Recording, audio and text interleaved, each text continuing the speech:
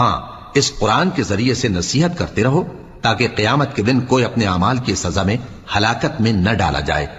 اس روز اللہ کے سوا نہ تو کوئی اس کا دوست ہوگا اور نہ سفارش کرنے والا، اور اگر وہ ہر چیز جو روئے زمین پر ہے بطور معاوضہ دینا چاہے تو وہ اس سے قبول نہ ہو۔ یہی لوگ ہیں کہ اپنے اعمال کے وبال میں ہلاکت میں ڈالے گئے، سو ان کے لیے پینے کو کھولتا ہوا پانی اور دکھ دینے والا عذاب ہے، اس لیے کہ کفر کرتے تھے۔ کہو کیا ہم اللہ کے سوا ایسی چیز کو پکاریں جو نہ ہمارا بھلا کر سکے نہ برا؟ اور جب ہم کو اللہ نے سیدھا رستہ دکھا دیا تو کیا ہم الٹے پاؤں پھر جائیں؟ پھر تو ہماری ایسی مثال ہو جیسے کسی کو جنات نے جنگل میں بھلا دیا ہو اور وہ حیران ہو رہا ہو، اور اس کے کچھ رفیق ہوں جو اس کو رستے کی طرف بلائیں کہ ہمارے پاس چلا۔ کہہ دو کہ رستہ تو وہی ہے جو اللہ نے بتایا ہے،